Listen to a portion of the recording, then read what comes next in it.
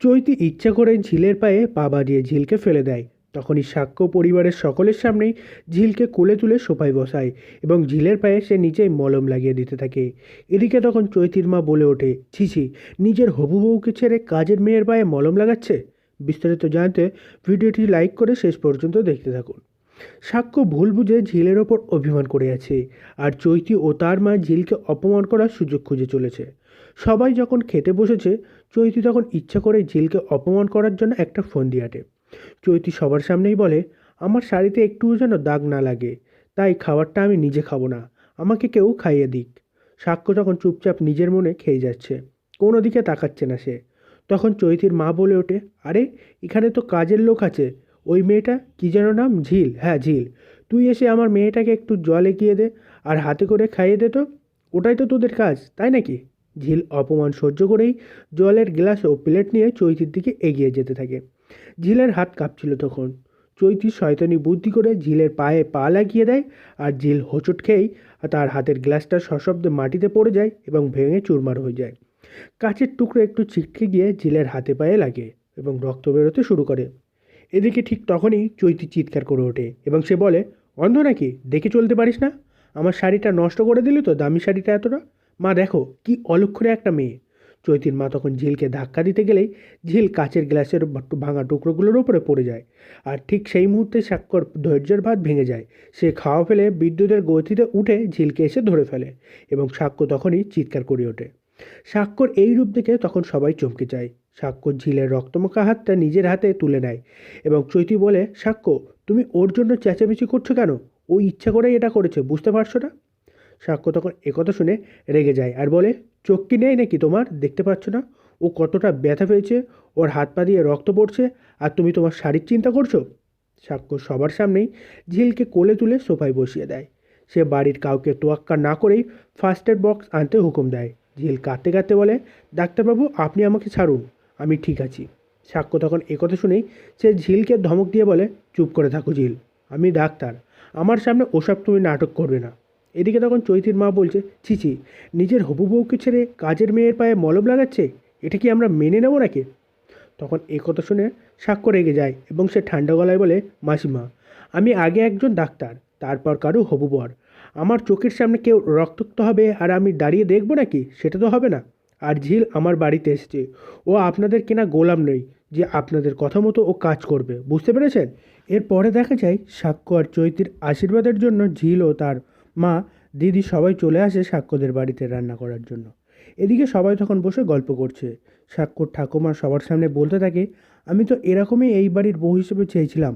চৈতি এই বাড়ির বউয়ের যে উপযুক্ত, কারণ ও অনেক মিষ্টি একটা মেয়ে, ওকে দেখলে যে কেউ পছন্দ করে ফেলতে পারে, ওকে আমার খুব ভালো লাগে।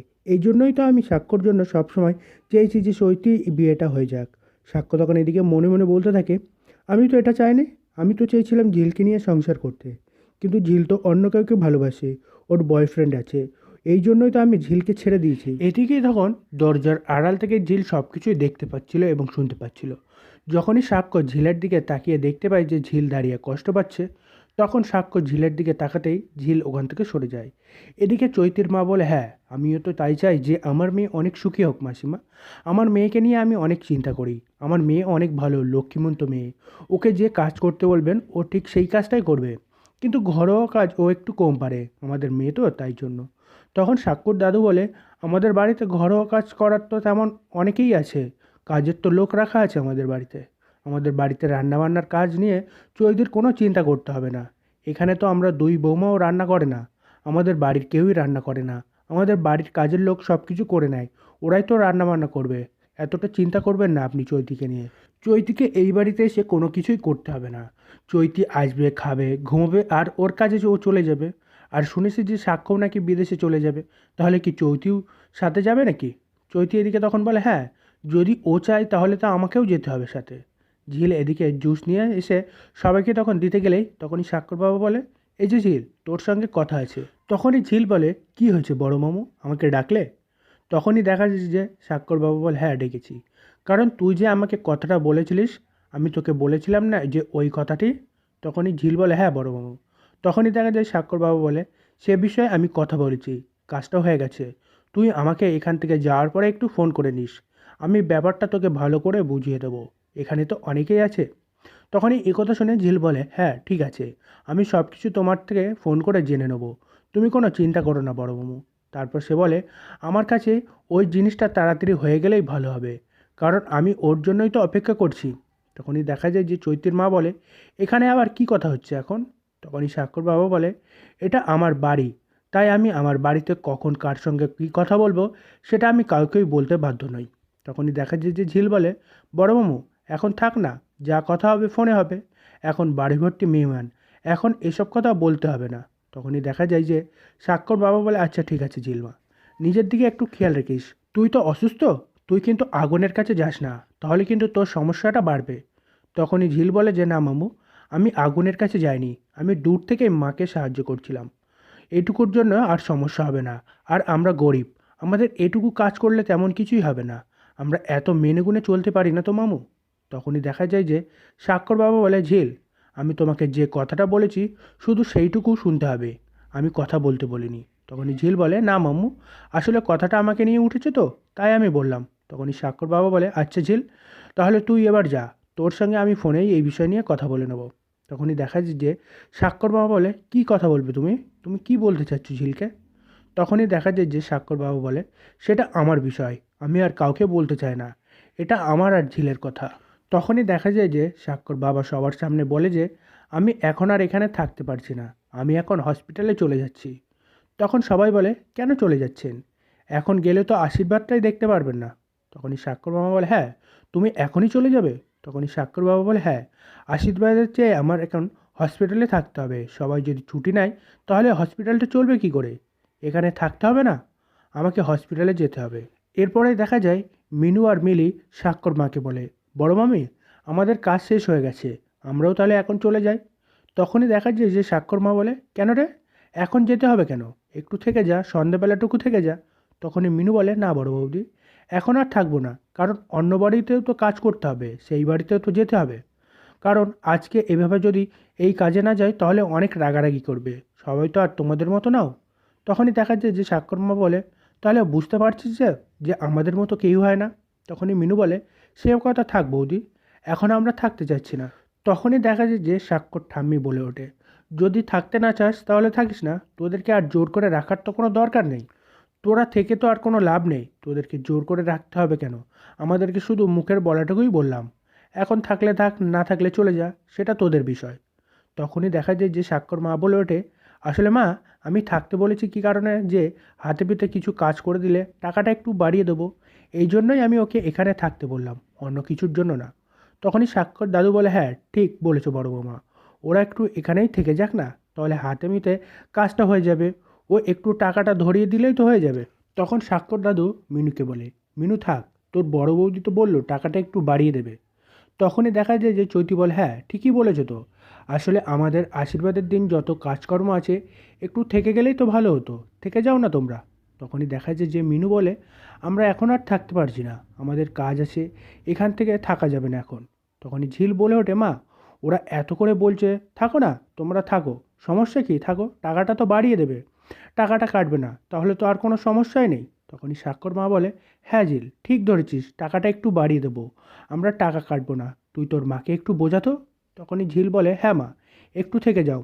তখনই দেখা যায় ঝিল স্বাক্ষর মায়ের দিকে তাকাতেই তখন চৈতির মা বলে ওঠে, ওরা কি এই বাড়িতে রান্নার কাজ করে নাকি, রান্নাবাড়ির কাজ মানে? তখনই দেখা যায় যে স্বাক্ষর মা বলে, আসলে হয়েছেটা কি বলুন তো? তখনই চৈতির বাবা বলে ওঠে, হ্যাঁ, উনি ওই মেয়েটাকে, মানে মেয়েটাকে খুব চেনা চেনা লাগছে। তখনই চৈতি বলে যে, বাবা তুমি চিনতে পারছো না, এই সেই মেয়ে, ওই যে গানের সেই মেয়েটা, চিনতে পারছো না? আসলে আমার বাবা খুব তাড়াতাড়ি সব কিছু ভুলে যায়, এই জন্য ঝিলকেও ভুলে গেছে। বাবা তুমি চিনতে পারছো না, ওটা গান গাইতে গিয়ে ঝিল, এখন তো বুঝতে পারছো? তখনই দেখা যায় যে চৈতির মা বলে, হ্যাঁ হ্যাঁ চিনতে পারছি, তাহলে এটা ওই মেয়ে এখানে কি করছে, ওর তো এখানে থাকার কোনো দরকার নেই, ওর জন্যই তো সাক্ষ্য আর চৈতির আশীর্বাদে এসেছে কেন? তখনই দেখা যায় যে চৈতি বলে, মা তুমি যে কি বলো না, ওরা তো কাজ করতে এসেছে এখানে। তখনই দেখা যায় যে স্বাক্ষর দাদু বলে, হ্যাঁ, ওরা এসেছে তাতে কি হয়েছে, ওদেরকে ডাকা হয়েছে বলেই তো এসেছে, আসলে ওদেরকে ইনভাইট করা হয়েছিল, তাই ওরা এসেছে, অন্য কিছু নয়। তখনই দেখা যায় যে ঝিল বলে, আসলে আমরা এখানে কাজ করতে এসেছি, আমরা তো কাজ করি, এই জন্য আমাদের কোনো লজ্জা নেই, আমাদেরকে কাজের লোক বললেই হবে। তখনই দেখা যায় যে চৈতির মা বলে, মেয়েটা আসলেই খুব কথা বলে। তখনই দেখা যায় যে সাক্ষ্য মনে মনে বলে যে, আমি তো এটা চাইনি। ঝিল, তুমি নিজেই তোমার নিজের পথটা নষ্ট করে দিচ্ছ। সেভাবে তুমিই তোমার ভালোবাসার মানুষ আছে, এই জন্য আমাকে এই কাজটা করতেই হচ্ছে। আমাকে শক্ত হতেই হচ্ছে। আমাকে আজকে শক্ত হতেই হবে।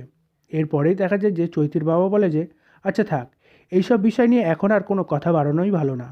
তখনই দেখা যায় সাক্ষর ঠাম্মি বলে ওঠে, হ্যাঁ ঠিকই বলেছ। এখন এসব কথা না বলে আসল কাজের কথাটাই আসি। কাজের কথাটা বললেই তো ভালো হবে। তখনই চৈতি বলে, হ্যাঁ তাহলে আশীর্বাদের কাজটা সেরে ফেলা যাক।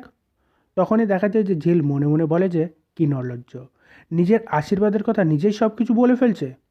এদিকে তখন চৈতির মা বলে, এই যে মেয়ে, তুমি এভাবে তাকিয়ে আছো কেন সাক্ষর দিকে? এভাবে তাকিয়ে থেকো না। এভাবে তাকিয়ে থাকলে কিন্তু ভালো হবে না। তখনই চৈতি বলে, কি যে বলো না মা, ওর দিকে তাকিয়ে থাকবে কেন? ওদের বিয়েটাই তো হয়েছিল জোর করে। ওদের মধ্যে সেরকম কোনো সম্পর্কও ছিল না। তাই এসব কথা বলো না মা। তখনই চৈতির মা বলে, চুপ কর তো চৈতি, এসব মেয়েদের না আমাদের ভালো করে চেনা আছে। আসলে এসব মেয়েরাই এরকম, বস্তিতে থাকে তো, বড় বাড়িতে বউ হয়ে আসলে ওরা বড় বড় ভাব মনে করে। মনে করে যে এই বাড়ি থেকে আর হয়তো যেতে হবে না। সেই জন্যই দেখ, নির্লজ্জর মতো স্বাক্ষর আশীর্বাদেও চলে এসেছে। তখনই স্বাক্ষর মা বলে, দিদি সেরকম কোনো কথাই না। আসলে আমরাই আসতে বলেছিলাম তাই ও এসেছে। ওরা তো আর আসতে চায়নি। তখনই সাক্ষ্য কথাগুলো শোনো খুব রেগে যায়, কিন্তু সাক্ষ্য কোনো প্রতিবাদই করে না। সে চুপচাপ বসে থাকে, কারণ সাক্ষ্য আর ঝিলের উপরে অভিমান করেছিল। এই জন্য ঝিলকে আরও অপমান করে কথা বলছিল সাক্ষ্য, যাতে ঝিল কষ্ট পায়। তখনই সাক্ষ্যর মেজ কাকিমণি বলে যে, আচ্ছা এসব কথা এখন থাক, এখন আমরা কাজের কথা কাজ করি। এখন সাক্ষ্যর আশীর্বাদটা হয়ে যাক, কারণ আমাদেরকেও তো হসপিটালে যেতে হবে। তখনই চৈতির মা বলে, সবাই যদি হসপিটালে যাবেন তাহলে আমাদেরকে আজকে আসতে বলেছিলেন কেন? তখনই দেখা যায় যে স্বাক্ষর কাকু বলে যে, আসলে আমরা তো এমনই, আমাদের কাজেই আজকাল সব কিছু সমান।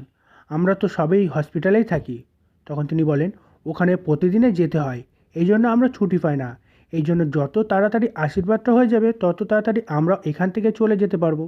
সেই জন্যই তাড়াতাড়ি বলছিলাম। তখনই ঝিল মনে মনে বলে, কত সুন্দর করে, কত ভালো মনে করে তুমি আশীর্বাদটা করে ফেলছো। আসলে তোমার মনে হচ্ছে না যে আমার সঙ্গে বিয়ে হয়েছিল।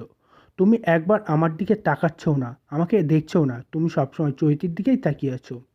আসলে চৈতি ম্যামকে তো তুমি খুব ভালোবাসতে, চৈতি ম্যামের সঙ্গে তোমাকে মানায়, আমার সঙ্গে না। কারণ চৈতি ম্যাম সুন্দর, শিক্ষিত, ডক্টর, আর তুমিও ডক্টর। এই জন্য তোমাদের মধ্যেও ভালোবাসা যায়। আমাদের মতো গরিবদের সঙ্গে তোমাদের মতো মানুষদের ভালোবাসা যায় না। এই জন্যই আমি এসব বিষয় নিয়ে আর এখনও কথা বলতে চাই না। এটা বললে আরও কষ্টটা বাড়বে। তখনই দেখা যায় যে স্বাক্ষর দুই বোন নিচে নেমে আসলেই তখন চৈতি ওদের কাছে গিয়ে বলে, তোমাদের খুব সুন্দর লাগছে। তখনই স্বাক্ষর বোনেরা বলে যে, চৈতি দিদি তোমাকেও খুব সুন্দর লাগছে, তোমাকে লাল শাড়িতে খুব মানিয়েছে। তখনই দেখা যায় যে স্বাক্ষর দাদু বলে, হয়েছে হয়েছে, অনেক কথা হয়েছে, আর কিছুদিন গেলে তো চৈতি এই বাড়িতেই আসবে। তখন যত খুশি গল্প করো, এখন এই যে কাজটা করার সেই কাজটা করে ফেলো। তখনই চৈতির মা বলে, আসলে মেয়েটাকে এমনভাবে মানুষ করেছি তো, মেয়েটা এমনই, কাউকে ভালোবাসলে তার কাছ থেকে দূরে যেতে চায় না। এই জন্য এবার সবাইকে আপন করে নিয়েছে। তখনই দেখা যায় যে স্বাক্ষর দাদু বলে, আচ্ছা হয়েছে, এবার তাহলে আশীর্বাদটাও সেরে নিই, আশীর্বাদের সব ব্যবস্থা করে দাও। তখনই দেখা যায় যে স্বাক্ষর মা আশীর্বাদের জায়গাটা সাজিয়ে দিতে থাকে। তখনই চৈতির বাবা এসে সাক্ষ্যকে আশীর্বাদ করে। আর সাক্ষ্য তখন মনে মনে বলে, আমি আশীর্বাদটা চাইনি, কিন্তু ঝিল তুমি চেয়েছো, তুমি তোমার জীবনটা শুরু করবে বলে আমি তোমার জীবন থেকে আগেই সরে যাচ্ছি। তুমি ভালো থেকো, তোমার বয়ফ্রেন্ডকে নিয়ে তুমি সুখে থেকো। তুমি সুখে থাকলে আমি সুখে থাকবো। আমি ওকে মেনে নিয়ে সংসার করে নেব। কিন্তু তুমি তো ভালো করেই থাকো। তুমি আমার কথাটা একটু বোঝার চেষ্টাও করোনি যে আমি তোমাকে কতটা ভালোবাসি। তোমাকে কতবার বোঝানোর চেষ্টা করেছি, কিন্তু তুমি কিছুতেই বিশ্বাস করোনি, বোঝার চেষ্টাও করোনি। এই জন্য এখন আর কিছু করারই নেই। আর চৈতি এগুলো দেখেও মনে মনে বলে, ঝিল কেমন লাগছে এখন? আমার কাছ থেকে যখন সাক্ষ্যকে কেড়ে নিয়েছিলিস না, তখন আমারও এরকম কষ্ট হচ্ছিল।